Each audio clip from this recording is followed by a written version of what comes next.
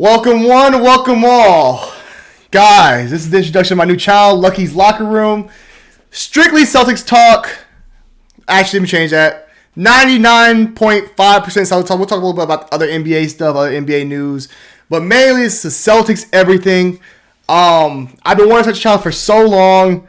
So many things have gotten in the way. It's just me being lazy also, but also just different scenarios, trying to find the right time and stuff. And now I'm just jumping in there, and I'm here. I love the Celtics. I love this franchise. Ever since I started playing basketball, honestly, I started playing basketball like 2007. That's when I started playing. That's when the Celtics first got the big three. So you could say at that point, I was hopping on. But that was before the season. That was when the season started. So I did hop on though. But I've been loyal ever since, and that has felt right. The Celtics always felt right for me as far as my team and who I root for. I just love the authentic. I can't say the word. I just love the team for the origin, the culture of the team, the winning, of course, all those things, man. So if you ever known, I'm have a channel with my brother actually called Dre and Jay Movie Review. We do movie reviews and stuff like that, and I'm always wearing some Celtic stuff. So I'm glad to be able to start this channel, guys. And honestly, I just want to have real talk with real people and just break down games. Talk about the draft, who we should go target in the draft. I mean, I don't think we'll be talking about nobody this year with the picks and stuff like that been going, but still, what this team outlook should be for the season, when we're up, when we're down. Actually, this channel was supposed to start a week ago, but then when Robert Williams news came out by his his knee injury, I was a little down. I ain't gonna lie, guys, because I was feeling so high about this team. I still am, though. After a couple games still later on, today we played against the Washington Wizards with a blowout win. Tatum and Brown looked amazing. I love this team, man. This team reminds me of the 2018 Celtics when Kyrie Irving first got there and Gordon Hayward. We had a nice win streak, and Kyrie goes down, and the young guys took us all the way to the conference finals against LeBron James in Game 7. So I feel confident in this team that we can still get to where we want to get to. But let me go back a little bit. I'm all over the place. Straight, no script. Let me go through my Celtic love. So, my favorite Celtic of all time would probably be Paul Pierce, right? That's what I'm saying. Because Paul Pierce's game was I think he's underrated as a player because he's so smooth. His game, nobody can ever speed him up. You know what I mean? He was a guy where he wanted to get to. He was a clutch shooter, too. People forget how clutch of a bucket he was. He really was a bucket getter. So, Paul Pierce is probably my favorite player on Celtics. My favorite team that I've seen, I love the 2016 teams with Isaiah Thomas. I love those teams. They were just some dogs with Jay Crowder, Evan Turner, Isaiah, Avery Bradley. There's some dogs on those teams. But I love those. I love that. I'm not gonna lie, I really like that 2018, the Kyrie year. I like that team too because that team was deep. In that following year, I was so hyped that we were gonna win a chip that year because we had Terry Rozier. We had everything we could want. We were deep, but we probably were a little too deep. Some of the guys didn't fit. Guys thought they had bigger roles, and everyone thought they had, deserved bigger roles. So, tough outlook. But as far as this season, guys, so what I want to do with this channel mainly is I just want to talk like I said, post game, pre games, draft content, league news, what's going on with the Celtics, watch interviews with you guys, highlights, all kind of stuff. So I will be back definitely for a pregame. And sometimes my pregames might be short. Just depends because, if I'm not home, if I'm at my girlfriend, something like that, I'll probably do a pregame, on my phone and just send it out real quick, give my quick thoughts on the game or before the game or after the game. But most of the time, I'll try to get a pregame done and a postgame a couple hours, an hour later, maybe 30 minutes later after the game. So definitely, I have a couple of days to get this out there and then to get that started. But we'll definitely be back on Wednesday against the Bulls. I might have my brother on with me because he's a Bulls fan, so I'd like to have his take on the game beforehand. If he wants to join on, but he hates the Celtics, so we'll see. But I want to do that. I want to do a pregame, postgame. Also, as far as content, yeah, man, we're just talking about Celtics, honestly. Everything Celtics. Trying to think what else I want to talk about or get into. This is my intro, guys. First time on here. I'm by myself. My brother, usually I do my channel with my brother, so it's a little bit different. But I'm just so excited to do this, man. Just put content out there and just be able to talk about stuff because my friends aren't Celtic fans like that, and I don't even have any friends that are Celtic fans. I don't have no friends that are Celtics fans. So it's kind of I kind of talk to myself, keep up with the Twitter and stuff like that. And I am on Celtics Twitter all the time. So shout out to all those guys on there. And let's go through some stuff. Let's try to think what we could talk about on here. For my intro. Favorite Celtic moment? Ooh, that's tough. Trying to think. Favorite Celtic moment. Isaiah Thomas playoffs against Washington. We came out, their sister had passed and went crazy. That was a great game. Love that one. I love that Kelly Olynyk game when he saved us against the Wizards. My least favorite game probably is that game 6 against Miami in the Garden when LeBron just went demon mode. But also, I have so many good memories about the Celtics, man, the Celtics teams. I mean, even like, I think I could go through any year, except for that 2014 season when everybody was going. It was like the rebuild year. I think that's the only time I've ever, like, didn't have a moment where I was like, oh, we had this or that. But overall, man, I've been lucky and blessed to be able to see a lot of great Celtic moments and very little, like, bad times for this franchise. So, that just goes to the love of the franchise and stuff like that. But we're going to talk about way more stuff on here, man. I just want to get a quick update and start talking, like, introduction and stuff like that. Like I said, we did play against the Washington Wizards today. Blowout win. Jason Tatum looked amazing. Jaylen Brown. I'm looking right here, the schedule and stuff like that. So let's just go through the schedule right quick. We won a day. Let's go through. So right now we're sitting at second in the East again. Okay, and I know, Brooklyn's going to be around. We got to worry about Brooklyn and teams like that. I'm confident with being at 2 or 3, honestly, guys. I'm cool with being a 2 or a 3 seed. I think this team can beat anybody. I see flaws in every team in the East. Maybe besides Milwaukee, they're the only ones that are really strong everywhere. But everyone else has weaknesses. No matter who the matchup is that you want to look at. Let me just look at the standings right now, and then we'll go from there. Let me get this right here. Hold on, guys. I look at the standings, and I'm like, nobody I fear. I don't fear any team with this roster, even without Rob. We need Rob, but even I think Al Horford and Grant Williams have played great, so I don't worry. I look at this roster.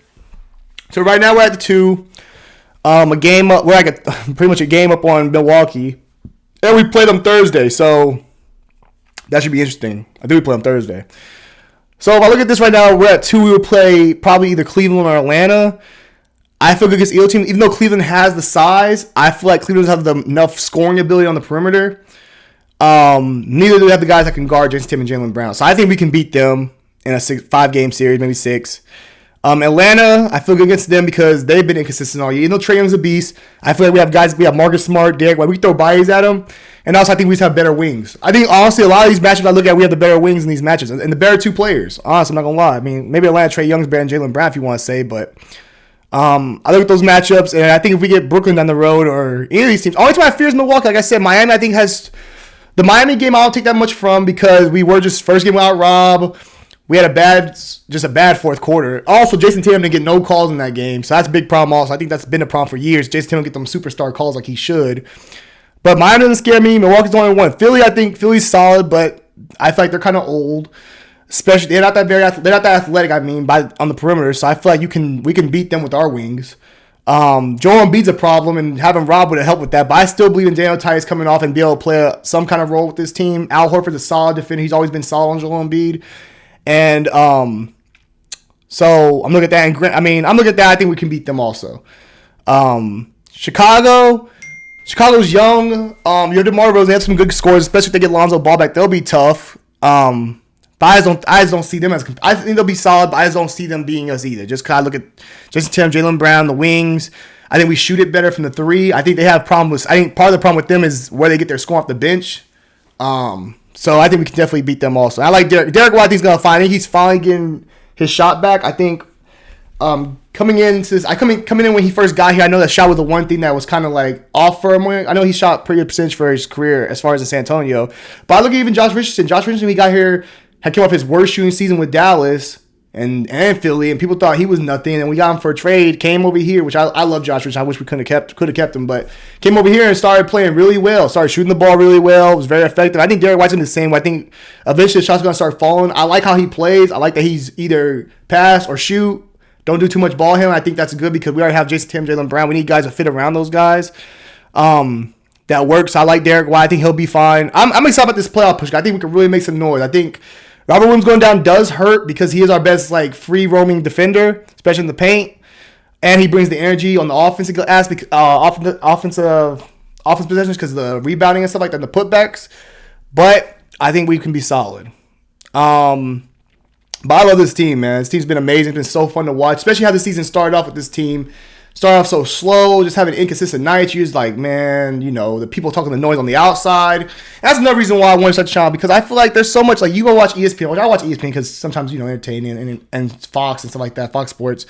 But look at those channels, they don't really watch the Celtics like that. So their mindsets aren't like, they don't watch the games, they don't watch every game the Celtics play. So when they talk about the Celtics, it's coming from like we watch, like, we look at the stats more into watching the game. I have never felt that Jaylen Brown and JT needed to be broken up. I never felt that. I never understood that thought process. You have got two wings that are under 25 years old, and we want to split them up. In a league that you need wings that can defend and score the ball. We have two of those guys at 25 and below. We want to get rid of them, and we want to split them up.